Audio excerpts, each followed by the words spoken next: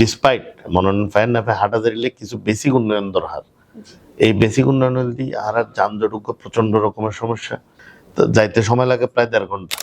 খুব ভালো medical facility নাই, মহিলাদের কলেজ দরকার। মোস্ট ইম্পর্টেন্টলি আইন শৃঙ্খলা পরিস্থিতির ব্যাপক পরিবর্তন দরকার। হাটাজারিরে তারা অ্যাকচুয়ালি অস্ত্র এবং মাদক স্বর্গরাজ্য মানে ফেলি বিগত অবৈধ সরকার।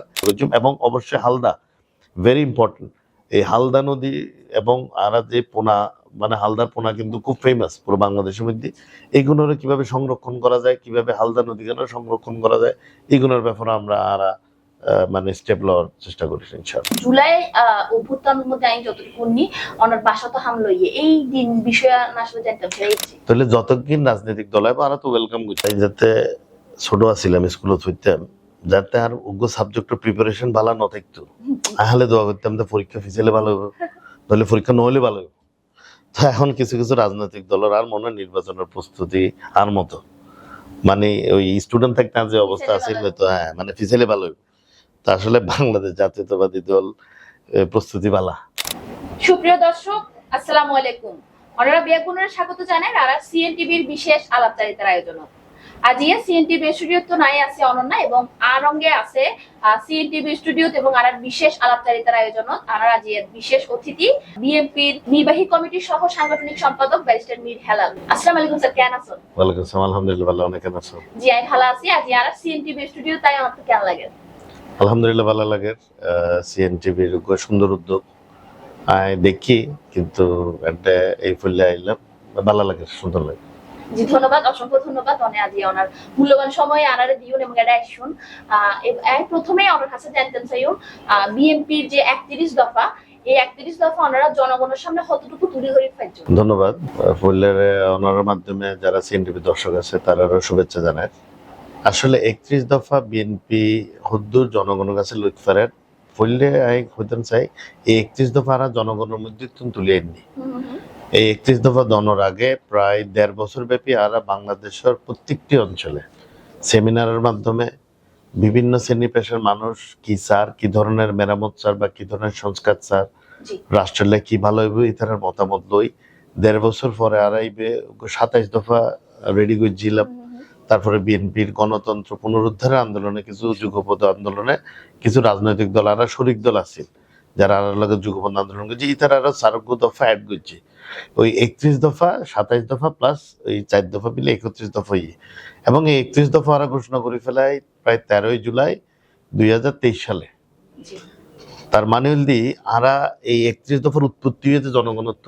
এখন 31 দফা ঘোষণা হওয়ার পরতন আরা ফলে বিভাগীয় পর্যায়ে লই গেই, পরে আরা জেলা পর্যায়ে লই গেই, পরে আরো উপজেলা পর্যায়ে লই গেই, এখন কিন্তু ইবে ওয়ার্ড পর্যায়ে মানে উপজেলার ইউনিয়নের ওয়ার্ড পর্যায়ে পৌঁছে গিয়ে। তো আর মনে হয় বাংলাদেশি মানুষ খুব একসেপ্ট করছে, কারণ প্রত্যেক শ্রেণী পেশার লাই কিন্তু দফা আছে মানে অনেক রিলেট করতে পারবেন। যে ধরুন এখন যদি ইউথ লই হতা হয় যে আর রাষ্ট্র আর যুবক সমাজ বা যুবতী সমাজ আর তরুণ সমাজ তারা কিন্তু কর্মসংস্থানের ব্যবস্থা করে দিতে না পারে, কিন্তু তারা বেকার হয়। কিন্তু আসলে ব্যর্থতা তো তারার ন, ব্যর্থতা রাষ্ট্রে কর্মসংস্থান নাই বিদায় রাষ্ট্র তারা কর্মসংস্থান করে দিতে না পারে। তো এটার লাই ধরুন যুবক যুবতী হলে বা তরুণ হলে উগ্র সহায়ক ভাতা রাষ্ট্র দিব, এবং নতুন কনসেপ্ট। তাহলে ইবেও মানুষজনের আকৃষ্ট করে এবং মানুষজনের হেল্প করিব নিজের পুনঃপ্রতিষ্ঠিত করতে। তো এই আর যে 31 দফা ইবে খুবই প্র্যাকটিক্যাল এবং বিভিন্ন শ্রেণী পেশা বাংলাদেশে প্রতিটি শ্রেণী পেশা মানুষের লগে ইবে রিলেটেড। তো আরা যাতে মানুষের সহজ ভাষায় বুঝায় হই, মানুষ একসেপ্ট করেন, মানুষ ইবে গ্রহণ করছি। এবং আর মনে হয় এবং এই কনসেপ্ট 31 দফা যেভাবে প্রত্যন্ত অঞ্চলে মানে ইউনিয়নের ওয়ার্ড পর্যায়ে যেভাবে লই গিয়ে বিএনপি আর কোনো রাজনৈতিক দলের পক্ষে সম্ভব বলে আমি মনে করি। জি ধন্যবাদ স্যার। পরে আমি যে বিষয় জানতাম চাইও সরকার পতনের পর আগস্ট যে সরকার পতন ইয়ার পরে আসলে যে অন্তর্বর্তী সরকার গঠিত এবং অন্তর্বর্তী সরকার যে রাষ্ট্র মেরামতের যে চ্যালেঞ্জ আসলে কতটুকু কার্যকর বলে অনেক কাছে মনে হয়? আসলে অন্তর্বর্তীকালীন সরকারের মধ্যে কিন্তু সরকারের কর্মকাণ্ড ডিফাইন্ড আছে। অন্তর্বর্তী কি ওর অন্তর্বর্তী ইবিলদি উগ্র জনপ্রতিনিধিমূলক সরকারত্ব আরোগ্য জনপ্রতিনিধিমূলক সরকারের কাছে রাষ্ট্র পরিচালনার দায়িত্ব দনর ইন্টারিম পিরিয়ডে আর কি হয় অন্তর্বর্তীকালীন সময় হয়। তাহলে তারা আসলে মূল দায়িত্ব দিয়ে উগ্র সুষ্ঠু নির্বাচনের মাধ্যমে উগ্র গণতান্ত্রিক প্রক্রিয়ার নির্বাচনের মাধ্যমে উগ্র জনপ্রতিনিধিত্বমূলক সরকারের কাছে ক্ষমতা হস্তান্তর। ঠিক আছে, যে বিশেষ পরিপ্রেক্ষিতে অভ্যুত্থানের মাধ্যমে তাদের আগমন ইতার লেভেলে কিছু বেসিক সংস্কার তার দরকার আছিল, যেমন নির্বাচন কমিশন অলরেডি সংস্কার হয়ে গিয়ে, পুলিশ প্রশাসনে ব্যাপক রদবদল হয়ে, বিচার বিভাগ পুনর্গঠিত হয়ে, সিভিল অ্যাডমিনিস্ট্রেশন পুনর্গঠিত হয়ে। এখন আর মনে হয় তারা আর এক্সপেরিমেন্ট ন করে বা সংস্কার তো আসলে মূলত নির্বাচিত সরকারের দায়িত্ব। কারণ মানুষে কি চার তো ধরেন বিএনপি 31 দফা দিয়ে, তাহলে বিএনপি ক্ষমতা গেলে কি 31 দফা বাস্তবায়ন করিবে না? নো, আগিবে সংসদের আলাপ আলোচনা করিবে। 31 দফা রাষ্ট্র একসেপ্ট করেন না বা সংসদ একসেপ্ট করেন না, তারপরেই তিনি ইমপ্লিমেন্টের মানে প্রক্রিয়া শুরু হইব। তো আর মনে হয় কিছু ধূম্রজাল সৃষ্টি হওয়ার তারা দায়িত্ব আসলে বেশি সংস্কার করার ন, যুদ্ধ সংস্কার করার দরকার করে ফেলি। এখন তারা যত দ্রুত নির্বাচনের দিকে যাইব তারা সমস্যা কমে বলে মনে করি। জি, ধন্যবাদ। এবং এই অন্তর্বর্তী সরকার গঠনের পর এখন 7 মাস চলে। এই 7 মাসে কিন্তু আরা বিভিন্ন ধরনের আইন শৃঙ্খলা পরিস্থিতির অবনতি বা চুরি ডাকাতি ধর্ষণ আরা কিন্তু দেখি যে লাগিয়েছে। তো এই ক্ষেত্রে আসলে অন্তর্বর্তী সরকারের সফলতা কতটুকু বা ব্যর্থতা কতটুকু বলি এবারে ওনার কাছে মনে হয়? আমি খুব পোলাইটলি অন্য লোক এখানে ডিফার করি। আসলে আইন শৃঙ্খলা পরিস্থিতির অবনতি নয়, যে নয় আওয়ামী লীগের সময় যে আইন শৃঙ্খলা পরিস্থিতি আছে লিবে অবনতি করতে হলে মনে করেন আবার ওরা লাগবে, তাহলে এনালোকে কম্পেয়ার করেন যাইতো না। এখন যে নয় এখন আসলে ধরেন ফ্রিডম অফ প্রেস বলে হতা আছে বা এক্সপ্রেশন। এখন যেহেতু নিউট্রাল গভর্নমেন্ট, কে কিছু হইলে ফেসবুকে দি ফেলা মানুষ জানেন, নইলে ধরেন খুলনার মধ্যে ঘটনা ঘটতে যদি সামাজিক মাধ্যম না থাকতো কে কিন্তু না জানিত, ইভে কিন্তু ওয়ান অফ ঘটনা। তাহলে ঠিক আছে, হয়তো নিয়ন্ত্রণ আরো আনন্দর হার, বাট অবনতিও আগত নিয়ে নাই মনে নগরী। আমি মনে করি যে হাসিনার আমলতন ডেফিনেটলি বহুত বেটার কন্ডিশনে আইন শৃঙ্খলা রক্ষাকারী আছে। তবে আসলে এই অন্তর্বর্তীকালীন সরকারের পক্ষে এত কিছু কন্ট্রোল করার পসিবল না, তাদের টিম সীমিত ক্ষুদ্র, এবং তারা আসলে তো এই প্রক্রিয়ার লগে আগে খুব ইনভলভ ন আছিল। তো আমি মনে করি তারা ব্যর্থ হন আসলে উচিত হইত না। তবে তারা আগে নাই আমি মেনশন করি যে কোনো রাষ্ট্র পরিচালনার ক্ষেত্রে উগ্র গণতান্ত্রিক সরকার বা জনপ্রতিনিধিমূলক সরকারের বিকল্প নাই। কারণ তারা পিপলস ম্যান্ডেট থাকে, তো যে কোনো কিছু অ্যাগ্রেসিভলি তারা স্টেপ লইতে পারে দেশের ভালো লাই মন্দ লাই, জনগণের ভালো লাই মন্দ লাই। কিন্তু এই গভর্নমেন্টের তো আসলে ব্যাক সাইড ম্যানেজ করে চলন ফরার এটার লেভেলে তারা স্ট্রিক্ট হইতে না পারে। তো ব্যর্থতা না হইও কিছু হয়তো কিছু দুর্বলতা আছে। তবে এবার যেহেতু পার্মানেন্ট গভর্নমেন্ট নয়, এবার খুব বিচলিত হওয়ার কিছু নাই। খুব শীঘ্রই এই বছরের মধ্যে ইনশাল্লাহ নির্বাচন হইব, নির্বাচিত গভর্নমেন্টে বাকি কন্ট্রোল করবে ইনশাল্লাহ। ধন্যবাদ। আরকান বিষয়ে যাইতাম চাই জুলাই অভ্যুত্থানের মধ্যে আইন যতটুকু নি অনার বাসাত হামলা ইয়ে এই দিন বিষয়ে আসলে জানতাম চাই, এই দিন ঘটনা আসলে এই জুলাই যাতে গন্ডগোল শুরু ফইলাতুন বাসার নোয়া ছিলাম কিছু মামলা টামলা দিয়ে আর খুব হয়রানি করে। তো আর আব্বা আছিল একলা, তো আরা যে তখন আসলে মোবাইল টোবাইল তো ব্যাগগুলোর বন্ধ। পরে খবর পেলাম যে আর বাসাত যাই আওয়ামী লীগের কিছু কমিশনার তার অবৈধ এক মন্ত্রী আছিল, ওর ইশারাই যাই ভাঙচুর করছি, অগ্নিসংযোগ করছি, গাড়ি কিনে জ্বালা দিয়ে, তারপরে বাসাত গুলি করছি, দা কিরিজ লই মানে দরজার মধ্যে কোবাই। তো আর মনে হয় এইসব ঘটনার কারণেই আওয়ামী লীগের নেতৃত্ব দায়জন বুঝছি দেশাতন ফালা গিয়ে। তো এইবে আসলে রাজনৈতিক শিষ্টাচার বহির্ভূত, এবং তারা এইসব কর্মকাণ্ডে বাংলাদেশের জনগণ তারা প্রত্যাখ্যান করছে এবং গণঅভ্যুত্থানের মাধ্যমে তাদের দেশাতন ফালাইতে বাধ্য করছে। এবং এই মন্ত্রী কমিশনার যেখানে আছিল ব্যাগুন দায়ী। তো আসলে ইতিহাস যদি আরা পড়ি তাহলে আরা জানিও যে অভ্যুত্থানের মাধ্যমে পতিত সরকার আসলে কোনো দেশও তার রিহ্যাবিলিটেড নয় বা পুনর্বাসিত নয়। তো আওয়ামী লীগের রাজনৈতিক নেতৃত্ব আওয়ামী লীগ নিজেই ডাকি এইসব আনার বাসাত হামলা হইয়ে, আরো সিনিয়র নেতৃবৃন্দ বাসাত হামলা হইয়ে, ইবে আসলেই বিবেক বিবর্জিত এবং সভ্যতা বিবর্জিত বলে মনে করি। অবশ্যই অরাজনৈতিক খুব সফট টার্ম হয়ে যায়। তবে ইবে মনুষ্যত্বের মধ্যে পড়ে বা মানুষের বাসার মধ্যে যাই 75-76 বছর মানুষ আছে একলা, তার বাসা যে গুলিগরণ, গাড়ি জ্বালাই দেন বা দাদি দরজার মধ্যে কোবন গুলিগর, এই আসলে আওয়ামী লীগের চরিত্রের বহিঃপ্রকাশ। জি জি ধন্যবাদ স্যার। যেহেতু আমি ইতিহাসের হতা একজন 26শে মার্চর জিয়াউর রহমানের যে অবদান ইবেলইয়েরা আসলে বিভিন্ন ধরনের হতা বা গুঞ্জন আরা উনি ইয়ান আসলে অন্য কাছে দেখেন স্যার। আসলে উনন এই গত 17 বছর ধরে ইতিহাসে বহুতভাবে বিকৃত করার চেষ্টা করছি, জি কিন্তু আসলে বই লিখিত আর ইতিহাস লেখানো যায় ঘটনার পরিক্রমে ইতিহাস হইয়ে 71-এ যাতে তৎকালীন সময় বাংলাদেশের রাজনীতিবিদ দল ব্যর্থ হইয়ে মানুষের মনের ভাষা বুঝি ন পারে, ওই যারা বিরুদ্ধে আন্দোলন করে তারা রেন্ডা যে আশ্রয় হইয়ে এতে কিন্তু জিয়া রহমান সাহেব উগ্র মেজর আছিল সিম্পল, তার কিন্তু আর্মি অফিসার, সে নিজেই তুন মানে রিভোল্ট করি স্বাধীনতার ঘোষণা দিই শুধু দেশপ্রেমতুন, তার পরিবার বিপন্ন ক্যান্টনমেন্টত আছিল, আর্মির হেফাজত আছিল, এবং সেও যদি যে বাংলাদেশ যে স্বাধীন হইব যেদিন ঘোষণা করে সেদিন তো জিয়া রহমান সাহেব জানতো। তো এরপরও নিজের কোর্ট মার্শাল হইব বা মৃত্যুদণ্ড হইব জানিও উগ্র মানুষ শুধুমাত্র দেশপ্রেমের তাগিদেই কিন্তু দেশের পক্ষে স্বাধীনতার ঘোষণা করছে, এবং শুধু ঘোষণা করে থামি না থাকে সম্মুখ যুদ্ধের মাধ্যমে বাংলাদেশে স্বাধীন করছি এবং বীরুত্তম উপাধি পাই। এবং কতটুক নির্লোভ মানুষ আছে যেদিন দেশ স্বাধীন হইয়ে সেদিন কিন্তু তে ব্যাক কিছু মোহ ত্যাগ করি আবার ব্যারাকত ফেরত গিয়ে যে কর্মস্থানত। তো আর মনে হয় ইতিহাসত আওয়ামী লীগ কি বিকৃত ঘটাইতে চাইবে আসলে মানুষ একসেপ্ট করছি বলে আর মনে নয়, আমি নিশ্চিত একসেপ্ট ন করে। এবং জিয়া রহমানের যে অবদান যুগে যুগে ইবা আরো ফোয়াসে জানিব ইন্সপায়ার্ড হইব, এবং আরাত যে পরিচয়তে দিকে পুরো দেশের ঐক্যবদ্ধ করে ফেলে বাংলাদেশি পরিচয়, যে ধর্ম বর্ণ গোত্র নির্বিশেষে আরা বেগুন বাংলাদেশি এই কনসেপ্টের উপরে আরা হাঁসগুড়ির বাংলাদেশি হলো হাঁসগুড়ি এবং বাংলাদেশের ইউনাইটেড রাখি ফেললে আমি মনে করি this is still the best concept, the Bangladeshi nationalism concept. জি ধন্যবাদ। এখন চট্টগ্রাম বিএনপির সাংগঠনিক অবস্থা কি?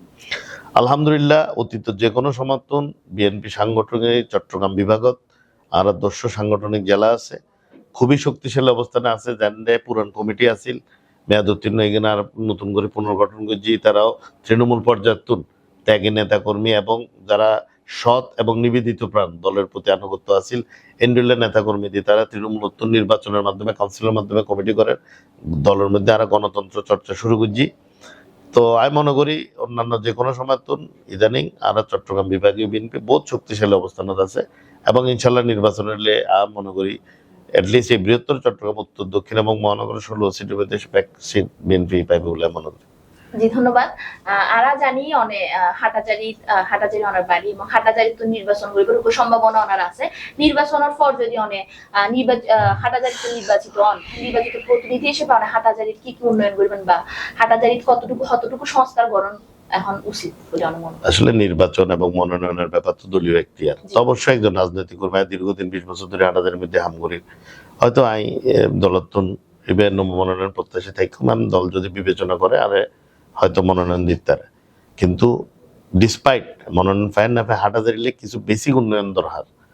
এই বেসিক উন্নয়ন দিয়ে আর যানজট প্রচন্ড রকমের সমস্যা, মানে খুবই মাত্র 14 কিলোমিটার আর সরবাসাতন বাড়ির গ্রামের বাড়ি আর পৌরসভার বাড়ি মিররহাট, তো যাইতে সময় লাগে প্রায় 1.5 ঘন্টা, অথচ ডিস্টেন্স 14 কিলোমিটার ডোর টু ডোর।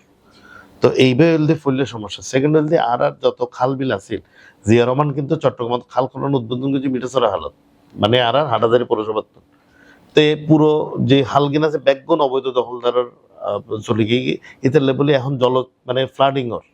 তো ইভেও ইস্যু আছে, খুব ভালো মেডিকেল ফেসিলিটি নাই। আর ইউনিভার্সিটি চট্টগ্রাম বিশ্ববিদ্যালয় আছে কিন্তু মহিলা লল্লাই বিশ্ববিদ্যালয় কলেজ আরো দরকার কিছু কিছু এখনো, যেহেতু একখানা ব্যাক সাইড মানে শরতুন বাইরে শহরতলিত এখনো আসলে মানে কিছু আর এলাকার মানুষ কো এডুকেশনের যে বিশ্ববিদ্যালয় কলেজগুলো আছে মাইয়ারে ফাটাইতে নচায়, তাহলে সেই হিসেবে কিছু আর মহিলার কলেজ দরকার। তারপরে রাস্তাঘাট অবশ্যই খুবই খারাপ অবস্থা, এখন 17 বছরে তারা উন্নয়নের মানে কিছুই ন করে, রাস্তাঘাট দরকার। এবং মোস্ট ইম্পর্টেন্টলি আইন শৃঙ্খলা পরিস্থিতির ব্যাপক পরিবর্তন দরকার। হাটাজারিরে তারা অ্যাকচুয়ালি অস্ত্র এবং মাদক স্বর্গরাজ্য মানে ফেলি বিগত অবৈধ সরকার ইবেতুন কি আর রিভাইভ করণ ফুরিব, ইবেতুন বাইর করণ ফুরিব। তো ইলেকশন আল্লাহর নসিবে থাকিলে কম বেশি হইব, তবে আমি মনে করি বাংলাদেশে সুষ্ঠু নির্বাচন যখন যাতে হইব অবশ্যই বাংলাদেশ জাতীয়তাবাদী দল রাষ্ট্র পরিচালনার দায়িত্ব পাইব আর নেতার দেশ নায়ক তারেক রহমানের নেতৃত্বে। যদি নেতৃত্বে সরকার পরিচালনার দায়িত্ব পায়, যে অবস্থানে থাকি না কেন, যে এই উন্নয়ন কিন্তু হতা হইলাম, হাটাজারির ফুয়া হিসেবে হাটাজারির সন্তান হিসেবে অবশ্যই এখানে বাস্তবায়ন করার চেষ্টা করছি। এবং অবশ্যই হালদা ভেরি ইম্পর্টেন্ট, এই হালদা নদী এবং আর যে পোনা, মানে হালদার পোনা কিন্তু খুব ফেমাস পুরো বাংলাদেশের মধ্যে। এইগুলোর কিভাবে সংরক্ষণ করা যায়, কিভাবে হালদা নদী কেন সংরক্ষণ করা যায়, এইগুলোর ব্যাপারে আমরা মানে স্টেপ লওয়ার চেষ্টা করি ইনশাআল্লাহ। অসংখ্য ধন্যবাদ স্যার।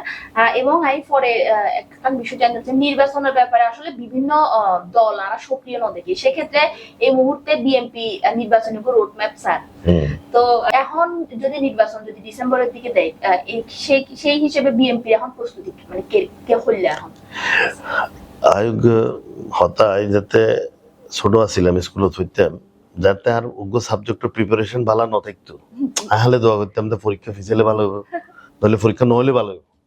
তো এখন কিছু কিছু রাজনৈতিক দলের আর মনে নির্বাচনের প্রস্তুতি আর মতো, মানে ওই স্টুডেন্ট থাকতে যে অবস্থা আছে, তো হ্যাঁ মানে ফিসেলে ভালো হবে। তা আসলে বাংলাদেশ জাতীয়তাবাদী দল প্রস্তুতি বালা, জনসমর্থনও আছে আলহামদুলিল্লাহ। তো এতে লেভেলে আর নির্বাচন স্যার এবং গণতান্ত্রিক উগ্র প্রক্রিয়ার মধ্যে নির্বাচন দোষের কোনো কিছু না। ইবে মনে করি যে আর প্রস্তুতি যেহেতু ভালো, আর নির্বাচন চাই। আর যারা প্রস্তুতি হয়তো তারা মনে করে যে আগামী 100 বছরের নির্বাচন হলে হয়তো ইলেক্টেড হইতে ফিরতো না, তারা তো ডেফিনেটলি চাইবে যে নির্বাচন হোক, উগ্র বুগিযুগী বা উগ্র সিলেক্টেড গভর্নমেন্ট হোক। ইবে আর বাংলাদেশে তৈরি বলে আর মনে নয়। আমি বিশ্বাস করি এই ডিসেম্বরের ভিতরেই বাংলাদেশে উগ্র নির্বাচন, সুষ্ঠু নির্বাচন হবে।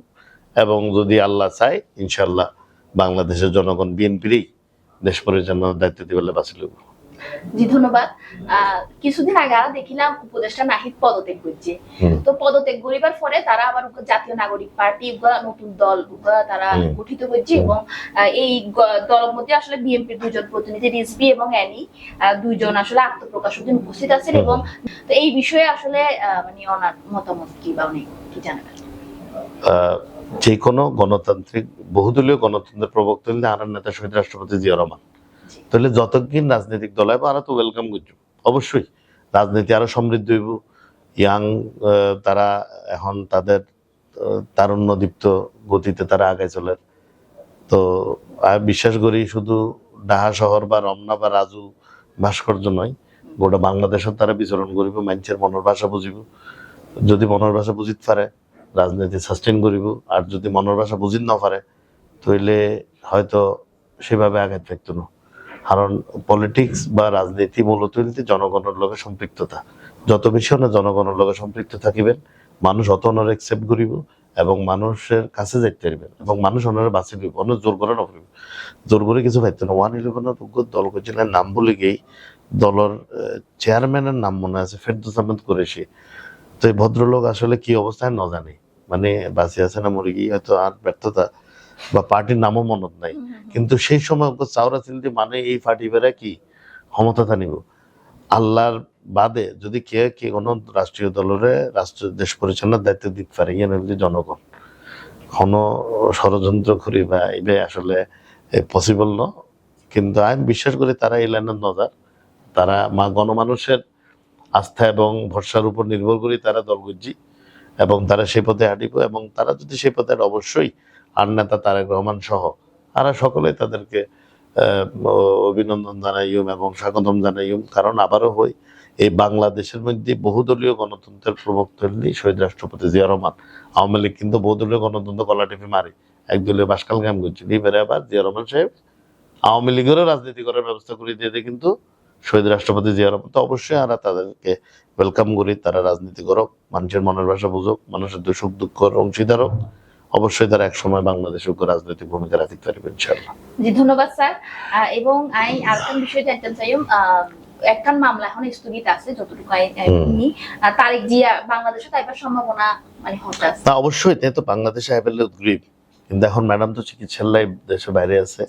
ইনশাআল্লাহ চিকিৎসা শেষ হোক, যেদিন সঠিক সময় হইব তারেক রহমান সাহেব অবশ্যই বাংলাদেশের বুকে নামিব এবং সেদিন আর মনে হয় বাংলাদেশের ইতিহাস রচিত হইব ইনশাআল্লাহ। সেদিন হলে আর ব্যাকরণ অপেক্ষা করে অনুর মতো। জি, ইনশাল্লাহ।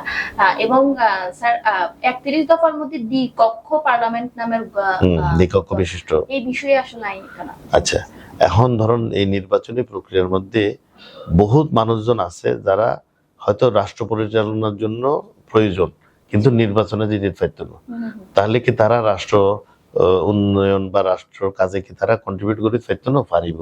তাহলে যারা মাঠ পর্যায়ে নির্বাচন করে আইব তারা হয়তো এক কক্ষে বইব, আর যারা ইন্ডিলা মানুষ আছে যারা রাষ্ট্র পরিচালনা তাদের প্রয়োজন, তারারে নিম্ন কক্ষের ভোটের মাধ্যমে তাদেরকে উচ্চ কক্ষে নিয়োগ করা হইব, যাতে তারাও কি রাষ্ট্র পরিচালনা কন্ট্রিবিউট করতে পারে। I think it's a good balance between public support and personal expertise.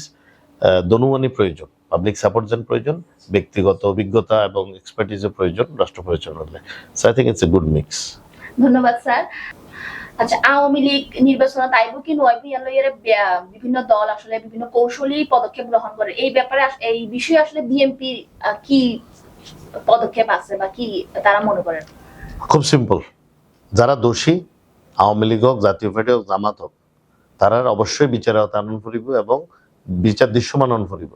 এখন উগ্র রাজনৈতিক দল ইলেকশনত পার্টিসিপেট করি পারবে কি নপারিব ইভেন ডিসাইড করিব ইলেকশন কমিশন এবং দেশের জনগণ। তো এখন বিএনপি তো এখনো সরকারও তো নাই, ইলেকশন কমিশনও তো নাই, আবার দেশে পুরো জনগণের রিপ্রেজেন্ট ন করে। আর হতলদি যেই অপরাধী হোক, শেখ হাসিনা তুলনায় তারা যে এমপি মন্ত্রী কমিশনার লেভেলে সর্বোচ্চ পর্যায়ে যারা নেতৃবৃন্দ আছিল, যারা দোষী অপরাধ করছে, তারা তো কোনোভাবেই নির্বাচনে অংশগ্রহণ করার সুযোগ নাই। তারা বাংলাদেশে যে গণহত্যা করছে, গণ অভ্যুত্থানের মাধ্যমে তারা পতন, তারা মানুষের সামনে যাইব কি লই? তাহলে এই বেলই আসলে খানে বিতর্ক সৃষ্টি করে বা কিনলে বিতর্ক বাংলাদেশের মধ্যে। আর মনে হয় আগামী 50 বছর আওয়ামী লীগের নামিবে কে লইব না পাবলিকলি সন্দেহ ফমাইয়ের বিহলে হতো না যে বাবা আওয়ামী লীগ করতো বা এই অবস্থার লই গিয়ে দলই বেড়ে। তো এই বেলায় খুব ডাউট কিছু আছে বলে আর মনে নর, এবং আর বক্তব্য খুব সিম্পল। তবে আমি আরোগ্য জিনিস মনে করি, গায়ের জোরে কিছু করানো উচিত না, সবসময় প্রসেসের মধ্যে যাওয়া উচিত। যদি নিষিদ্ধ করে আইনের পর্যায়ে আনে নিষিদ্ধ করানো উচিত, অথবা যদি মনে করে যে না যারা দোষী তাদের সাজা হইব, ইতারা সাজা দিয়ে নিষিদ্ধ করা হচ্ছে আইনের আওতায়। বিশেষ কোনো ব্যবস্থা হলে কিন্তু পাবলিক সিম্পাথি পারিব। তো আমি চাই আইন নিজস্ব গতি চলিব, যেটা স্বাভাবিক প্রসেস সেই স্বাভাবিক প্রসেসে যাওয়া হইব ইনশাআল্লাহ। ধন্যবাদ। ছাত্র দলের আয়ের উৎস বিষয়ে আইন জানতে। হ্যাঁ, আমি ফেসবুক বা সামাজিক মাধ্যম বিভিন্ন জায়গায় দেখি ছাত্রদল গত 17 বছর যেভাবে আন্দোলন সংগ্রাম করছে, করোনার সময় যেভাবে তারা বিভিন্ন জায়গায় মানুষের সহায়তা করছে, কেন করছে? নিজের বাইক বেশি দিয়ে, নিজের মার চেন বেশি দিয়ে বা পরিবারের হেল্প লই। তো এখনো ছাত্রদলের আয়ের উৎস তাই, পরিবারের টেয়ালই খরচ করে দলের লাই এবং দলের আদর্শ এস্টাবলিশ করে ফেললে। এখন পরিবার বলতে কি শুধু বাপ মা বোঝে না, বাপ মা না বোঝায়, আরা যারা বিএনপি করি তারাও তারার অভিভাবক, তাহলে আরাও তারারে বিভিন্ন সাংগঠনিক কার্যক্রম লাই তারারে সাহায্য সহযোগিতা করি। অত্যন্ত গর্বের সাথে হয় ছাত্র দলের উগ্র কর্মীও আজিয়া পর্যন্ত হয়তো পেপারে পত্রিকা লেখার কিন্তু কোনো প্রমাণ নাই, কোনো দুর্বৃত্তায়নের লগে জড়িত হইয়ে, কোনো দুর্নীতির লগে জড়িত হইয়ে, কোনো চাঁদাবাজি টেন্ডারবাজি এই কিন্তু নাই। হয়তো কিছু অনুপ্রবেশকারী নিজেরা ছাত্রদল দাবি করি ঘরের, কিন্তু পোস্টেড কে আজিয়া পর্যন্ত ইন্ডোলে হামলা করে। হ্যাঁ, দুই একজন হয়তো কোনো ট্র্যাপত ফুজি বা হয়তো পুরো অভিযোগ নাই, প্রমাণিত নয়, কিন্তু মানে মোটামুটি কনক্রিট এভিডেন্স দল কিন্তু তারা দলতন বহিষ্কার করছে। আসলে যারা বহিষ্কার হইয়ে তারা ওদের সম্পূর্ণ দোষী তা নয়, কিন্তু দলের রিমোজের হতে বলে তারারে সংগঠন সাময়িক অব্যাহতি দেয়। তো নিশ্চিন্তভাবে হয় ছাত্র দলের প্রতিটি নেতাকর্মী যে সাংগঠনিক খরচ উঠার ইবে আয়দার নিজের পরিবারের ম্যানেজ করার, আর সর্বোচ্চ হয়তো আরা যারা পরিবারের বাইরে অভিভাবক আছে আরাত্তন কিছু হয়তো পার্সোনাল সাহায্য সহযোগিতা সংগঠন লাই, ব্যক্তিগত আমলে না সংগঠন লাই এর দূর আরা তারারে হেল্প করে, এবং এবার আরা সাংগঠনিক দায়িত্ব যেন আর ফোয়া যদি টিফিনের খরচ খুঁজে দেন দেওয়ার প্রয়োজন, উগ্র ফোয়া যদি আন্ত মিছিলের লাই কিছু সাহায্য খুঁজে আর সামর্থ্য অনুযায়ী তার পাশে তারা নিয়ে আরো কর্তব্য। তো ইয়ানি হইলি ছাত্র দলের, এবং আপনারা দেখিবেন ছাত্র দলের প্রোগ্রাম কিন্তু বেশ সাদামাটা, আসলে চাকচিক্য বিবর্জিত। তো তারা খুব সিম্পল ওয়েতে হয়তো মানুষের কাছে কিছু গত্যসার মানুষ হলে কিছু করতে চান। আমরা মনে করি তারা যে ভালো উদ্যোগ এগুলো এনকারেজ করার দরকার, এতালে আরো আরো সাধ্য অনুযায়ী তারা হেল্প করবে চেষ্টা করে। এবং আর একদম সর্বশেষ প্রশ্ন, আগামী বাংলাদেশ এবং যেহেতু চট্টগ্রামিয়া নানা চট্টগ্রামবাসী এবং চট্টগ্রামের আগামী চট্টগ্রাম এবং আগামী বাংলাদেশের অনেক কিরিমেট দেখতেছ। খুব সিম্পলি এইভাবে যদি নিজেরা প্রকাশ করে মানে নিজের মত প্রকাশ করি, আয়োগ্য সুন্দর বাংলাদেশ দেখতাম স্যার।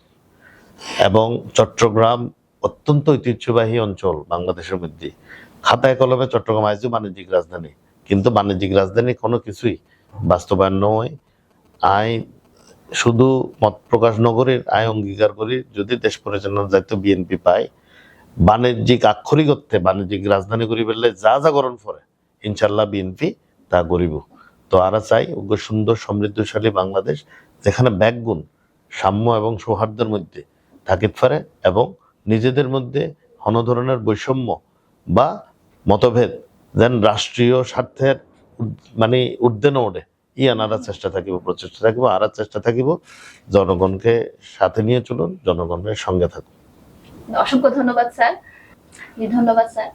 সুপ্রিয় দর্শক, আর আয়োজনের একদম শেষ পর্যায়ে চলে এসি। আর বিশেষ আলাপচারিতার আয়োজন আর শেষ করি তার আগ মুহূর্তে স্যার ওনার অসংখ্য ধন্যবাদ। আর সিএনটিভি সিরিজে দেখছেন এবং আনারে সময় দিও, ওনার মূল্যবান সময় দিও। আই লাস্ট মুহূর্তে অনুরোধ করছি আর সিএনটিভি দর্শকের উদ্দেশ্যে যদি অনেক দুই চার লাইন কথা হয়। জি অবশ্যই। আমি ফলে অনরে ধন্যবাদ জানাই, শুভেচ্ছা জানাই এবং অনর মাধ্যমে সিএনটিভি যারা ক্যামেরার পিছনের যারা এর পিছনে এবার এস্টাবলিশ করার পিছনে যারা কষ্ট করছি, পরিশ্রম করছি, সিএনটিভি চিটাগংয়ের সমস্ত কর্মকর্তা এবং যারা এটা এর সাথে সংশ্লিষ্ট ব্যাকগুণেরা শুভেচ্ছা অভিনন্দন জানায়। অত্যন্ত মহৎ উদ্যোগ। একই সাথে যারা এই দর্শকের সাপোর্ট দিয়ে রাখি অনরারে সিএনটিভি চিটাগংয়ে যারা সাপোর্ট দিয়ে টিকা রেখে আজ পর্যন্ত তারার অভিনন্দন জানায়। এবার আসলে কালচারে তারা কন্টেইন করে, তারা আপহোল্ড করে। আর উচিত সিএনটিভি চিটাগংয়ের আরো প্রমোট করুন এবং এবার যেন উত্তর আরো সমৃদ্ধ হয়। ইলদাল্লাহ আর আন্তরিক শুভকামনা রইল। আবারও ওনারা এবং ওনার টিমরে আন্তরিক শুভেচ্ছা অভিনন্দন। ধন্যবাদ স্যার। সুপ্রিয় দর্শক, আরা শেষ গড়িয়ে আর আজিয়ার বিশেষ আলাপচারিতার আয়োজন আবারও চলে এসছো মার্গ আয়োজন লই অনারার মাঝে। ততক্ষণ পর্যন্ত বেগুন ভালো থাকিবেন, সুস্থ থাকিবেন এবং সিএনটিভি সিরিজের সাথে থাকিবেন। ধন্যবাদ।